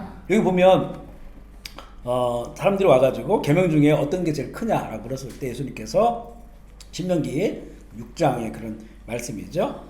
생명 다하고 마음 다해서 하나님 사랑하고 또 그와 같이 이웃을 사랑하라. 이것처럼 큰 계명이 없다. 그러니까 사랑이 제일 큰 계명이에요. 예수님을 주시고자 하는 새 계명도 서로 사랑하라 라고 하는 것이니까 이렇게 말하니까 이 서기관이 그걸 듣고 있다가 이거에 대해서 옳다라고 말합니다. 예수님 당신의 말씀이 옳습니다. 하나님 한 분이고 그에 다른 이가 없기 때문에 이거는 마음을 다하고 생명을 다하고 하나님 사랑한다고 하는 표현이고요. 또 그 마음을 다하고 지혜를 다해서 하나님 사랑하는 것과 이웃을 자기 자신과 사랑하는 것이 전제는 이 전체죠. 전체. 전체로 드리는 모든 번제물과 기타 제물. 그러니까 제물 같은 경우는 다 태워드리잖아요, 그죠? 소나 뭐 번제물 다 태워드리는 거예요. 그렇게 다 태워드리는 것보다 하나님을 사랑하고 그리고 그런 사랑하고 이웃을 사랑하는 것이 그게 하나님의 뜻이고 가장 중요한 계명이다라고 이 서기관이 반응을 했어요. 그랬더니 예수님께서 내가 하나님의 나라에서 멀지 않도다 이렇게 말씀합니다.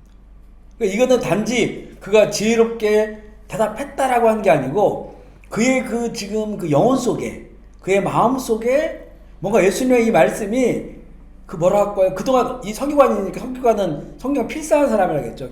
성경을 이렇게 가지고 필사해서 계속 그걸 나눠주고 필사하는 성경을 딸딸딸 외우는 사람들이 서기관이 성경을 제일 많이 아는 사람 중에 하나의 서기관들이. 근데 이 사람이 성경 얼마나 잘 알겠어요. 성경에 수많은 계명들이 있잖아요, 그죠? 근데 예수님의 이 말씀을 듣고 그게 이 사람의 감동이 된 거죠. 감동이 됐다고 하는 것은 그가 성경을 그렇게 잘 아는 그가 성경을 봤을 때 이런 마음을 가지고 있다. 그러면 그동안 바리새인들이나 다른 서기관들이나 하는 거 보면 그렇게 막 중요하다고 주장했던 게 보면 어쩌면 이 서기관한테는 그렇게 중요한 것들이 아니었었어요. 오히려 정말로 가장 중요한 계명이 하나님 사랑, 이웃 사랑 이걸 마음에 두고 있었고 예수님 말씀을 하니까 아주 긍정적 반응을 하면서 오히려 덧붙여서 이 가장 중요한 것들에 대해 그 고백을 하게 된단 말이죠. 그러니까 그가 하나님 나라에 가까이 있다. 다른 지금 서기관들하고 바리새파는 하나님 나라에 멀리 있는 사람들이에요. 너무 장벽들이 많아요. 근데 이 서기관은 그 장벽들을 뚫고 정말 예수님께서 이 땅 가운데 실현하고자 하는 그 나라에 대한 소망을 그가 가지고 있었고 그것을 입으로 고백하게 되는 것을 보게 됩니다. 예수님이 그걸 보는 거예요. 이 사람이 하나님 나라가 먼가 가까운가. 근데 우리도 마찬가지예요. 우리도 주님께서 우리를 보실 때 이 사람이 하나님 나라에 먼지 가까운지 알아요. 우리 스스로도 우리의 삶을 신앙의 삶을 통해서 내가 이제 하나님 나라 가까워 있는지 이걸 우리가 볼 줄 알아야 되는 거죠. 또 그 나라가 가까이 내 삶에 있기를 소망하는 마음을 가져야 되는 거예요. 이렇게 좀 대화해보면 진짜 그 하나님 나라와 멀구나 느껴지는 경우도 있어요. 그러니까 신앙생활을 하고 교회를 다니는데 이게 좀 대화를 하다 보면 그 관심이 완전 딴 데 가 있는 거예요. 그냥 직분만 장로고 권사고 목사고 또 선교사고 실제 자기가 가지고 있는 관심들은 그 이야기를 하다 보면 하나님 나라하고 아무 상관없는 그 하나님 내지는 하나님을 오해하고 있는 그런 것들을 참 보게 됩니다.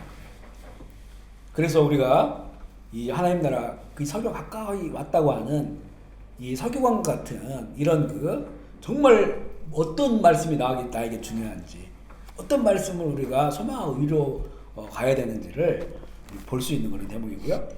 또 하나님 나라의 계산법이에요. 이건 헌금에 관한 건데 12장 41절로 44절 말씀 읽어볼게요. 시작. 예수께서 헌금함을 대하여 앉으사 우리가 이렇게 헌금하는가를 보실세 여러 부자는 많이 했는데 한 사람의 과부는 와서 두 랩돈 곧 한 고르란트를 넣는지라 예수께서 제자들에게 내가 지금도 너에게 이르노니 이 가난한 과부는 헌금함에 넣는 모든 사람보다 많이 넣었도다. 그들은 다 그 똑똑한 중에서 넣어보니와 이 과부는 그 가난한 중에서 자기의 모든 소유 곧 생활비 전부를 넣었느니라 하시니라. 아멘이시죠? 여기 보면 그 헌금하는 게 나오는데요. 이제 예수님께서 헌금함을 대하여 앉으시고 헌금함 옆에 앉으셔가지고 어떻게 헌금을 하는가를 어떻게 헌금하는가를 이게 보시고 있는 거예요. 이것도 하나의 그들의 이제 신앙의 표현이니까 이걸 보는데 그런데 부자들은 많이 넣었죠 당연히 뭐 두막 해가지고 넣을 거예요. 동전이니까 뭐 이렇게 막 주렁주렁 가져와서 넣을 수도 있을 거예요. 막 보란 듯이. 근데 한 가난한 과부는 와서 두 랩돈이야. 랩돈은 이게 이제 랩돈은 이스라엘 화폐는 아니야. 이스라엘 화폐는 세켈인데 이거는 그리스, 그러니까 헬라 화폐예요. 당시가 이제 로마 제국이지만 헬레니즘, 헬라 문화권에 있었다겠죠. 그래서 이 랩돈이라고 표현한 랩돈이 가장 화폐 중에 가장 작은 단위예요. 우리 캄보디아는 그 100리알짜리, 전에 50리알짜리 있었어요. 아마 50리알짜리 써보신 분들은 오래되신 분들이에요. 근데 100리알짜리거든요. 그러니까 이 과부는 지금 100리알짜리 2장을 낸 거나 마찬가지. 우리나라로 하면 우리는 지금 10원짜리 거의 통용 안 되죠. 보통 1,000원? 1,000원짜리가 지폐로서는 가장 낮은 지폐죠. 네. 그러니까 한 2,000원 정도. 아니면 뭐 우리 또 사실 500원도 있고 100원짜리도 있으니까 100원짜리 이렇게 이제 드린 거예요. 근데 이제 예수님께서 제자들을 불러가지고 이 헌금에 얘기해요. 진실로 너에게 이르노니 이 가난한 과부는 헌금함에 넣는 모든 사람보다 많이 넣었다. 그러니까 지금 부자들이 와서 계속 넣은 그 금액이 얼마나 많겠어요.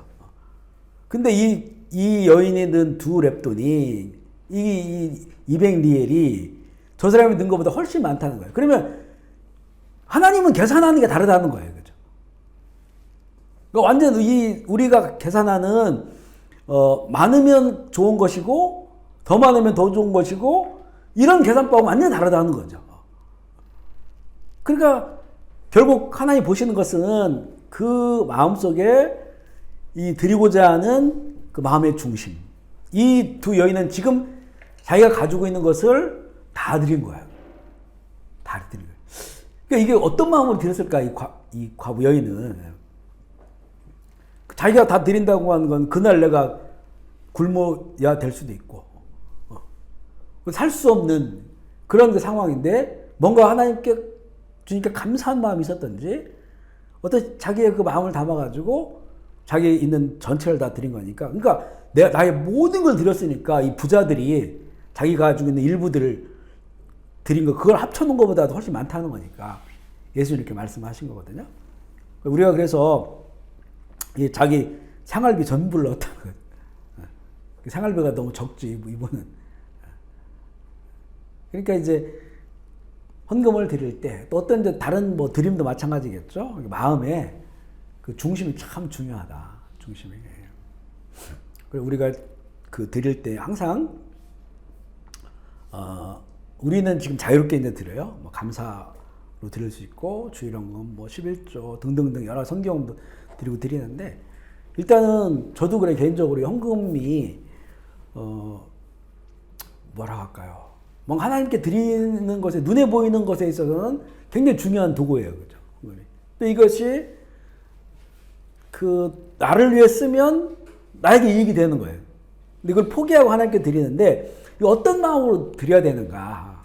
물론 이제 그 성도들의 그 의무가 있어요. 의무.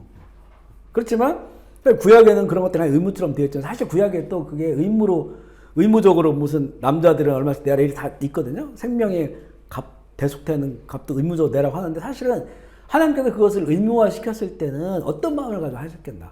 그리고 그 의미를 항상 부여해 줘요. 너희들이 이집트에서 다 장자들이 죽어야 되지 않느냐. 장자들, 그 저주의 죽음의 밤인데 장자들이 그 어린 양 피로 말미암아서 대속되어 살아지 않았느냐. 그러니까 그걸 기억하면서 감사하면, 내 목숨 죽은 목숨인데 어린 양의 피로 그 피를 발랐더니 하나님이 살려주신 거야. 이걸 가르쳐 주세요. 의미를. 그러면 그걸 드릴 때는 그래서 의무적으로 드리는 게 아니고, 하나님이 가르쳐 주신 것처럼, 그건 또 내가 경험된 건 아니지만 그 은혜가 계속해서 나에게로 임하니까, 나의 죽은 목숨 하나님께서 살려주셨구나라고 하는 그 기쁨과 감사함으로 드리는 게 진정한 그런 그 예물이죠. 그래서 우리 이제 교회도 보면 재정이 필요하잖아요. 뭔가를 하기 위해서. 근데 이 재정에 대해서 자꾸 막 얘기를 안 하려고 하는 게 뭐냐면, 이런 것들이 하나 의무가 돼버리면 자기는 자기 아까운 것을, 사람의 편에서 아까운 걸 드리는데, 이게 하나님께서 받으실 때는 별 의미가 없이 드려지는 게 있어요. 그죠? 이 부자들이 헌금처럼. 그런데 그 마음이 정말, 그래, 우리 자꾸 예수 그리스도 복음을 자꾸 강조하고 헌금 기도할 때마다 항상 십자가의 은혜, 하나님 사랑, 그리스도의 보혈의 은혜를 얘기하잖아요. 왜냐하면 그 마음으로 드려야 되는, 그 마음으로. 헌금을 구별하여 드릴 때 나에게 주신 지금도 흐르고 있는 십자가의 은혜, 생명의 은혜, 풍성한 생명의 은혜, 이걸 감사하면서 드리는 거예요. 이게. 그러니까 그 드림이 이제 내 것이 넘어갔다라고 하는 의미보다도 내 마음이 하나님께 그 은혜를 내가 기억하면서 하나님께 드린다고 하는 그런 마음으로 이걸 드리니까. 그러면 이제 이게 액수의 크기와 상관없이, 액수의 크기와 상관없이 내가 드릴 수 있는 것에, 아이들 그 마음으로. 제가 이제 주일마다 헌금을 드리면, 우리는 이제 무명으로 드리신 분도 많고, 또 봉투에 아무것도 안 쓰시는 분들이 있어요. 근데 이제 뭐 봉투에 아무것도 안 쓰신 건 다시 리필도 하고 그래요, 지금. 우리 한국 서만 가져야 되니까, 봉투를. 근데 다 써있고 하는 거는 다시 못 쓰니까, 저희가 항상, 제가 이제 그 재무실에서 월요일마다 목양실에서 그걸 다 해놓거든요. 그러면 이제 받아가지고 그걸 하나씩 읽어봐요. 그 써있는 거. 그러면 애들이 참 재밌어요, 애들이 그 유치부 뭐 아이들 그 거친 글씨로 써서. 근데 지난주에도, 어제도 보니까, 엊그제도 뭘 썼는데, 누구누구가 귀에 나오게 해주세요. 이러고 쓴 거야. 헌금을 드리면서. 어떻게 보면 소원헌금이에요, 소원헌금. 너무 감격스러운 거예요, 그런 거예요. 그리고 애들이 뭐, 또, 아이들이 그래서 이제 하나님의 나라가 그들의 것이라고 하는 것이 마음이 너무 예뻐요, 아이들이. 이렇게 감사를 듣고 하는 게. 참 재밌는 게 많아요.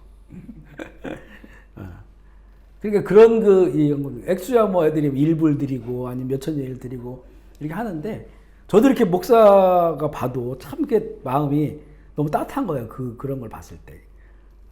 그래도 어른들은 또 어른들 나름대로 아무것도 듣지 않았지만 또 그 마음을 담은 거죠. 담아서 또 하시고, 또 거기다 또 이렇게 적으시는 분도 있고, 다 그냥 좋은 것 같아요. 담으시는 분은 담으시는 대로, 또 무명으로 드리는 대로 다 이게 하나님 앞에서 하나님께 드리는 거니까. 그런 면에서 이 계산법이 다르다라고 하는 거예요. 다르다. 13장으로 넘어가 볼게요. 13장은 이제 이 하나님의 나라, 예수님의 재림과 더불어서, 예수님이 재림하신다는 건 영원한 하나님 나라가 준비된 하나님 나라가 임한다고 하는 것인데, 예수님이 그 징조를 얘기해요. 먼저 그거를 제자들이 묻습니다. 13장 1절. 1절을 읽어볼게요. 시작. 예수께서 성전에 나가실 때에 제자 중 하나가 이르되 선생님이여 보소서 이 돌들이 어떠하며 이 건물들이 어떠하리까. 그러니까 이제 그 성전 안에 있다가 밖으로 나가셨잖아요. 나가실 때 제자들이 이제는 그 성전을 보이는 거예요. 성전이 보이면서 이 성전이 어떻게 될 것입니까? 라고 물어봤어요. 근데 이게 어떤 의미가 있냐면 이 성전이 어떤 성전이냐면 지금 헤롯 대왕, 그 이스라엘을 로마를 대신해서 지배하고 있는 헤롯 대왕이, 원래 헤롯 대왕은 에돔 족속. 오리지널 이스라엘 사람이 아니에요. 근데 이스라엘을 자기가 다스리니까 이스라엘 사람들에게 환심을 사는 건데, 이스라엘 사람이 가장 중요하게 여기는 거는 성전이란 말이에요. 성전. 그래서 이 예루살렘 성전을 또 헤롯 대왕이 약간 그 어떤 취미가 있냐면 그 건축에 대해서 미적인 이게 있어요. 감각이. 그래서 이 예루살렘 성전을 40년 동안 재건축을 합니다. 리모델링이라고 할까요? 나중에 이제 로마에 다 무너지지만 한 40년 동안 공사를 한 거니까 이게 이제 얼마나 잘 지어놨겠어요. 예를 들면 성전을. 그동안 이제는 뭐 무너졌던 거, 잘못된 거 다 새로 했을 거예요. 그러니까 제자들이 성전 밖에서 그걸 보여주면서 이 성전이 어떻게 될 것입니까? 라고 물어본 건 뭐냐면, 그동안도 예수님께서 이제는 어떤 예수님의 죽으심과 부활함과 하나님의 나라 임함에 대해서 말씀하시니까 이게 그들에게는 종말로 받아들여요. 종말. 그리고 이스라엘 사람들에게는 그 이스라엘이 과거에 완전히 무너졌을 때가 예루살렘 성전이 파괴됐을 때예요. 바벨론에 의해서. 그러고 나서 오랫동안 나라 없는 그런 그 역사가 있었잖아요. 그러니까 성전이 무너진다고 하는 것은 이스라엘 사람들에게 종말이 온 것과 마찬가지예요. 그래서 예수님께서 또 한 번은 이 성전을 내가 3일 만에 무너진 성전 3일 만에 일으키시다, 이런 얘기도 하셨거든요. 그러니까 이제 이 제자들이 이 성전을 보여주면서 이 돌들이 어떠함이, 건물들이 어떠하니까 물어본 것은 이 성전이 무너지고 그리고 결국 세상에 종말이 오고 이런 게 어떤 때에 언제 이런 일들이 일어나느냐, 그리고 그 징조는 뭐냐고 물어봤을 때 예수님께서는 다른 복음서에서는 때에 대해서 너희가 관심을 갖지 마라. 때. 그날이 언제 올지. 근데 징조를 얘기해줘요. 징조. 오늘 이 본문에도 보면 그 징조를 얘기해주고, 먼저는 2절에 보면 예수님께서 이 큰 건물들을 보느냐, 돌 하나도 돌 위에 남지 않고 다 무너뜨려지리라, 이렇게 말씀하세요. 그러니까 이 제자들이 이제는 4절에 보면 우리에게 이르소서 어느 때에 이런 일이 일겠사오며 모든 일이 이루어지려 할 때에 무슨 징조가 있사오리까? 라고 물어봐요. 그러면 이 제자들은 일단은 예루살렘 성전 돌들이 무너진다 하니까 이건 세상의 종말이 왔구나. 이 종말이 어떤 때에 어떤 징조가 일어나겠습니까? 라고 물어본 거고, 예수님은 이제는 실제 예루살렘은 그렇게 돼요. 근데 예수님이 지금 말씀하시는 거는 그 예루살렘의 성전이 무너지는 것을 이들이 염두에 두면 종말을 얘기했기 때문에 그런 일들이 일어날 것이고, 그리고 이 종말, 진짜 종말, 세계의 종말, 역사의 종말에 대해서 이러이러한 징조가 있게 된다면 그런 날이 가까워 온 것이다.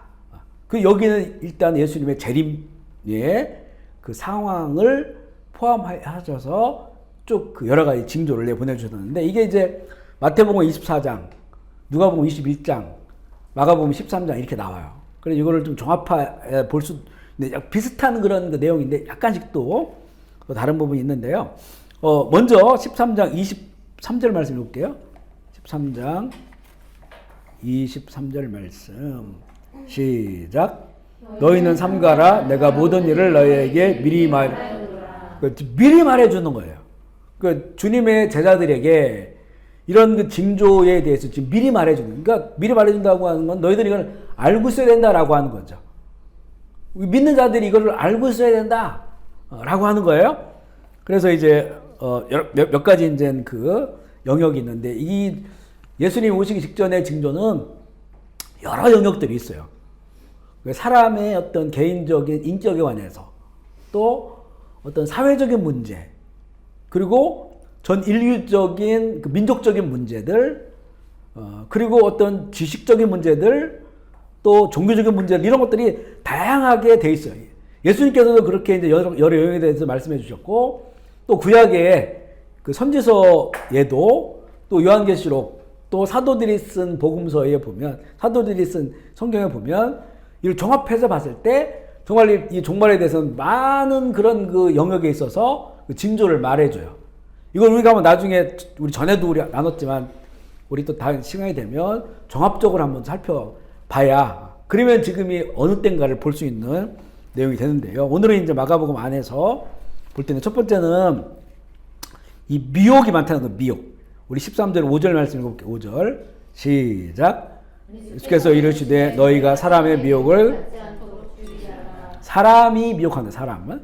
그리고 6절 읽어볼게요. 시작. 많은 사람이 내 이름으로 와서 이르러 내가 그 일하여 많은 사람을 미혹하려. 사람이 미혹하는데 내가 그 일하, 내가 그리스도다라고 한다는 거예요. 그러면 그 종교적 미혹이에요. 그러니까 사람의 미혹 그리고 종교적인 미혹 이런 것들이 많다는 거죠. 내가 그리스도라고 하는 건 내가 기름 부음 받은 자라는 거야.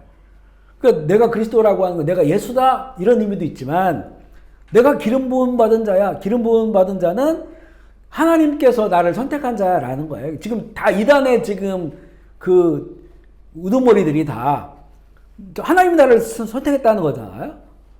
근데 이게 이제는 미혹이라고 하는 거는 이게 진짜인지 거짓인지를 분별할 수 없는 걸 말하는 거예요. 지금 이단으로 규정된 사람들이야 당연히 우리가 분별할 수 있지만 그렇지만 이제 분별 안 되는 것들이 더 많아진다는 거예요. 그러니까 이게 미혹이 되죠.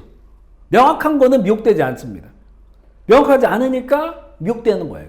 긴가민가 하는 게 앞으로는 이제 우리 교회 안에서도 그렇고 또 이렇게 신학도 그렇고 이번에 하나 우리 막내가 아빠 이거 보고 좀 평가 좀 해달라고 하는데 어떤 젊은 목사님들이 나와가지고 쭉 하는 게 있는데 보니까 우리 옛날 자유주의 신학을 배웠을 때 그때 막 했던 그런 것들을 얘기하는데 근데 그거를 오히려 성경보다 중요하게 여기더라고. 왜냐면 이거는 여러 가지 고고학적인 검증 또 정보 이런 것들이 성경을 어떻게 다 그 검증으로 확인할 수가 있어요. 확인되지 않으니까 뭐 이 부분에서는 별로 이 사람들이 부정적이고 부활에 대해서 약간 부정적이고 뭐 이런 거예요. 우리가 봤을 때는 성경 안에도 다 명확하게 나와 있는 것들인데 이게 뭐 검증이 안 된다고 그래서 부정적인 거더라고. 근데 이것이 되게 인기가 많아요. 인기가 많아. 물론 이제 그 전체적인 그분의 맥락들은 복음적인 부분도 있어요. 있는데 근데 이게 이제 괜히 왜곡되는 부분이 많더라고요. 그 막내도 그걸 보면서 젊은 사람들이 좋아하니까 그걸 저한테 보라고 해서 동영상을 보니까 저는 옛날 그런 경험들이 있기 때문에 이게 어떤 상황인지 알겠더라고요. 이런 것들이 이제 막 너무 많아지니까 이런 심취해 있는 사람들도 많고 지금 이제는 이단이다 아니다 이걸 떠나서 이제는 이단은 오히려 우리가 분별하기 쉬우니까 너무 좋아요. 근데 이제 교회 안에서 신앙 안에서 이제는 미혹하는 것이 너무나 많아. 그리고 이제 개인 유튜브를 하기 때문에 조심스러워 그걸 보려면 쭉 잘 나가다가 이상해지는 부분들도 있고요. 그래서 우리가 이제 우리에게 주신 이 복음 철저히 성경 중심의 이 복음을 철저하게 알지 않으면 미혹되어질 경우가 많고 나중에는 이것도 이제 여러 차례 21절 볼게요. 21절 시작. 그때 어떤 사람들이 너희에게 보라 그리스도가 여기 있다 보라 저기 있다 하여도 믿지 마. 믿음에 대한 미혹이에요. 그리스도 단지 예수가 여기 있다 이런 게 아니고 기름 부음 받은 자가 여기 있다 저기 있다. 그래서 사람들이 막 거기 몰려다니는 거예요 이제는. 그러면서 미혹당하는 거예요. 그런 사람이 얘기한 것에 대해서 절대화시켜요. 저희도 말씀을 전하는 사람이지만 우리 사람의 말은 이거는 절대화시키면 안 돼요. 저도 지금 말씀을 전하면서 한 번씩 집에 가서 보면 이거 틀렸네?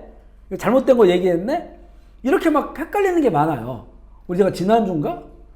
그 대머리 얘기할 때 엘리야가 엘리사가 대머리였어요. 바울 대머리, 엘리사 대머리. 성경에 나오니까. 그래서 착각해가지고 엘리야다라고 얘기한 거예요. 아마 하늘에서 깜짝 놀랐어요. 나는 머리 많아. 이렇게 얘기하다 보면요. 이게 틀리고 실수하고 그래.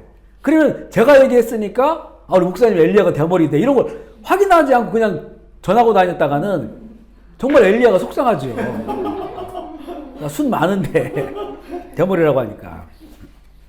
그러니까 이런 것들이, 그리고 뭐 보면 이제 그 바울은 성화가 다 대머리로 나오긴 나와요. 그런데 이건 또 성경에는 안 나와요. 바울이 대머리였다 이런 거 안 나와요.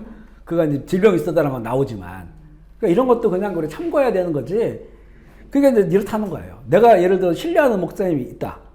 그분이 얘기한 거를 다 믿어버리는 거야. 여기 지금 이 사람들이 얘기해. 그걸 다 믿어버려. 사람은 실수하고 틀리고 기억이 잘못되어 있을 거 다 그럴 수 있거든요. 그래서 잘 분별해 드려야 되고, 이게 성경에서 나온 하나님의 말씀이라면 그거 우리가 새겨드려야 돼. 그건 역시도 우리가 사람이 한 건 참고해야 돼요. 성경을 하나님의 본뜻을 잘 알아갈 수 있도록 이렇게 그 방향성을 보여주는 거니까 그런 측면에서 봐야 되는 거지. 그를 정말 성경의 진리처럼 믿어서는 안 된다는 거죠. 근데 이제 마지막 때는 그런 일들이 많이 일어나고, 22절은 더 기가 막혀요. 22절 시작. 거짓 그리스도들과 거짓 선지자들이 일어나 이적과 기사를 행하여 할 수만 있으면 택하신 자들을 미혹하려. 택하신 자들이 누굽니까? 택하신 자들. 택하신 자들은 지금 구원의 길을 가고 있는 사람들이에요. 그런데 그들마저도 미혹한다는 거예요. 그 미혹에 넘어질 수 있다는 거죠. 이게 이제 가면 갈수록 이런 현상들이 많아진다는 거예요. 많아진다. 그래서 이 교회 공동체가 그래 중요한 게요. 혼자 신앙생활하는 게 너무 위험해. 근데 이제 그 팬데믹을 지나면서 이제 유튜브나 이런 영상 이런 거 너무 잘 돼 있으니까 이제는 굳이 교회 안 가고 혼자 신앙생활하는 사람이 많아요. 젊은 사람일수록. 이게 상당히 위험한 거거든요. 위험합니다. 이게 공동체라는 게 같이 예배를 드린다는 것만이 아니고 거기 서로를 이렇게 좀 비춰볼 수 있어요. 서로 간에. 그래서 이 혼자 신앙생활을 하는 것이 넘어지기 참 쉽다라고 하는 것이고요. 그 다음에 13장 7절 말씀, 난리 소문 나는 거죠. 시작. 난리와 난리의 소문을 아직 끝은 아닙니다. 난리와 난리의 소문이 납니다. 우리 보면요, 지금 우리 그동안 2000년 역사 가운데서도 뭐 난리도 많이 났어요. 난리도. 근데 이거 난리가 났는데 소문은 못 들었어요. 유럽에서 옛날 중세 때 흑사병 5천만 명 죽었어요. 그때 500년 전이면 우리 조선 시대보다 전이 고구려 시대인가? 고려 시대. 사람들 몰랐어요 그때. 누가 알려줘 그거를? 누가 배 타고 갔다고 알아야 되는데 신문도 없지. 소문이 안 났어요. 그리고 그때는 그냥 유럽에서 일하는 일이었었어요. 그래서 지금은 아프리카에서 난리 나고 무슨 우크라이나 뭐 미국 무슨 뭐 중동 어디 난리 나는 걸 다 우리가 듣고 있고, 그리고 이제는 거의 100년 전, 지금부터 100년, 한 세기를 돌아보면 1차 세계대전이 일어났죠. 2차 세계대전이 일어났죠. 또 중동전쟁 여러 차례 일어났죠. 근데 이런 것들을 다 소문이 들려요. 엄청나게 많은 사람들이, 전에 세계대전이라는 게 없었다는 사실은요. 이런 일들이 일어나고, 언제든지 이제는 폭발할 수 있는 곳들이 지점지점 다 있고, 지금도 뭐 몇 나라 전쟁하고 있고, 내분 이런 것까지 합하면 너무 많고, 다 우리 알아요, 지금. 소문을 듣는단 말이죠. 그러니까 오히려 여기는 난리에 소문을 듣는다는 것이 되게 중요한 징조예요. 지금은. 그 다니엘서도 마지막 때는 지식이 빠르게 움직인다고 했죠.